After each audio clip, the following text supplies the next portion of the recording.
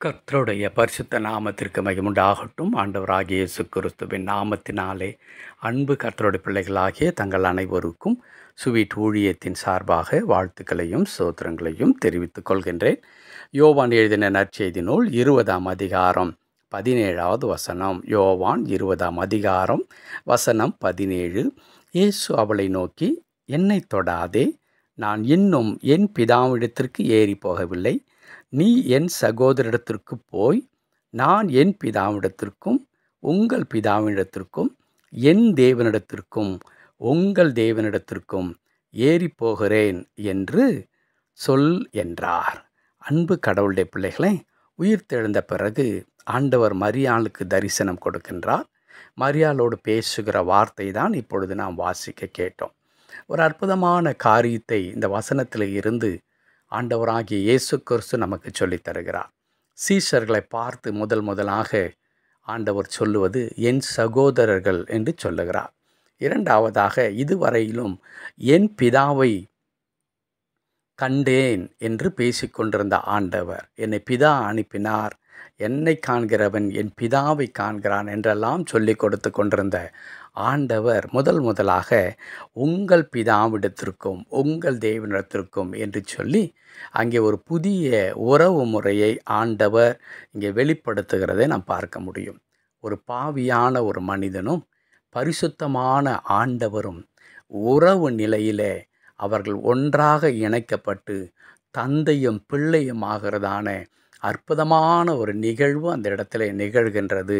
இது எப்பொழுது துவங்கிற்று என்றால், ஆண்டவராகிய இயேசு கிறிஸ்து உயிர்த்தெழுந்த பிறகு நடைபெற்றது.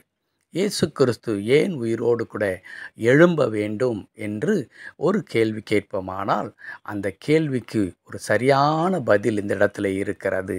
பாவியான மனிதன் பரிசுத்தமான கடவுளை அப்பா என்று அழைக்க முடியும். பரிசுத்தமான கடவுள் பாவியான மனிதனை, நீ என்னுடைய மகன், உன்னிடத்திலே இருக்கிற எல்லா குறைவை தாண்டி உன்னை நான் நேசிக்கிறேன் என்று சொல்லி தம்முடைய முழுமையான அன்பை வெளிப்படுத்தின ஒரு அற்புதமான நிகழ்வு இயேசு கிறிஸ்துவின் உயிர்த்தெழுதலிலே நடைபெற்றிருக்கிறது. ஆம், இந்த வார்த்தைகளை கேட்டுக்கொண்டிருக்கிற அன்பான கடவுளுடைய பிள்ளைகளே, இன்றைக்கு நீங்களும் நானும் கடவுளுடைய பிள்ளைகளாக நாம் இருக்கிறோம். இந்த பரிசுத்தமான கடவுள் நம்முடைய தந்தையாக இருக்கிறார். அவர் தந்தையாகவும் அவருடைய பிள்ளைகளாகவும் நாம் இருக்கும் பட்சத்தில் நமக்கு எந்த குறைவும் வராதபடிக்கு அவர் பார்த்து கொள்ளுவார் என்றளவும் அதை செய்து கொண்டிருக்கின்றார். எந்த தந்தையும் எந்த தாயும் பிள்ளைகள் கஷ்டப்படுவதை பார்த்து கொண்டு இருக்க மாட்டார்கள். எனக்கென்ன, அவன் எப்படியாவது போகட்டும், அவள் எப்படியாவது கஷ்டப்படட்டும், அழுது கொண்டிருக்கட்டும், நான் அதை குறித்து சற்று கூட கவலை கொள்ள மாட்டேன் என்று எந்த பெற்றோரும் சொல்ல மாட்டார்கள். பெற்றோருடைய ஒட்டுமொத்த ஆசை, அவர்களுடைய இலக்கு, அவருடைய வாழ்வின் நோக்கம் என்ன? எப்படியாகிலும் என் பிள்ளைகள் சுகமாக வாழ வேண்டும், அவருடைய எதிர்காலம் நன்றாக இருக்க வேண்டும், அவர்களுக்குரிய எல்லா காரியங்களையும் நான் செய்து கொடுப்பது பெற்றோராகிய என்னுடைய கடமை என்று அவர்கள் சொல்லுவார்கள். ஆம், அதே வண்ணமாகத்தான் என்றைக்கு இயேசு கிறிஸ்துவை நமக்காக பலியாக அர்ப்பணித்து அவருடைய இரத்தத்தினாலே நம்மை மீட்டெடுத்து உயிர்த்தெழுதலின் வாயிலாக தந்தை பிள்ளைகள் என்ற புதிய உறவை கடவுள் நமக்கு கொடுத்தாரோ, அந்த உறவிலிருந்து இன்றைக்கு நமக்கு கிடைக்க பெற்றிருக்கின்ற ஒரு அற்புதமான வாய்ப்பு என்னவென்றால், உங்களுடைய குறைவுகளிலே, நம்முடைய தேவைகளிலே, நம்முடைய பிரச்சனைகளிலே, நம்முடைய இன்னல்களிலே தூரத்திலிருந்து வேடிக்கை பார்க்கிற கடவுள் அல்ல. அவர் ஓடி வந்து நான் இருக்கின்றேன், நீ பயப்படாதே என்று தருகின்ற கடவுள். அப்படித்தான் மரியாள் அங்கே அழுது கொண்டிருக்கும் பொழுது வேதம் அங்கே சொல்லுகிறது, அங்கே அவர் பக்கத்திலே நின்று கொண்டிருந்தார்.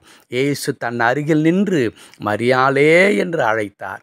ஆம், அன்பு கடவுளுடைய பிள்ளைகளே, நீங்களும் நானும் அழும் பொழுது இயேசு தூரத்திலே இல்லை, நம் பக்கத்தில் உட்கார்ந்து நான் உன்னோடு கூட இருக்கும் பொழுது, நான் உன் தந்தையாக இருக்கும் பொழுது, மகளே நீ ஏன் அழுகிறாய்? உன் இன்னல்கள் எல்லாம் எனக்கு தெரியும், உன் கண்ணீரை நான் பார்த்து கொண்டிருக்கிறேன், உன் தேவையை நான் அறிந்திருக்கிறேன், நான் உனக்கு அற்புதங்களை செய்வேன் என்று சொல்லித் தருகிறார்.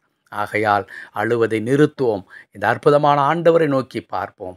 கடவுள் நம்மை முழுமையாய் பொறுப்படுத்திக் கொள்வார். ஜெபிக்கலாமா? கிருபை நிறைந்த நல்ல ஆண்டவரே, உமக்கு நன்றி செலுத்துகிறோம். திருக்கரத்தில் தாழ்த்தி அர்ப்பணிக்கிறோம். எங்களை பொறுப்படுத்துகிறோம். நீர் தந்தையாகவும் எங்களை உம்முடைய பிள்ளைகளாகவும் நீர் அங்கீகரித்து கொண்டதற்காக உமக்கு நன்றி செலுத்துகிறோம். தொடர்ந்து அந்த கிருபைக்குள்ளாக எங்களை நடத்தியருளும், பொறுப்படுத்திக் கொள்ளும். மீட்பர் நாமத்தில் பிதாவே. ஆமென், ஆமென்.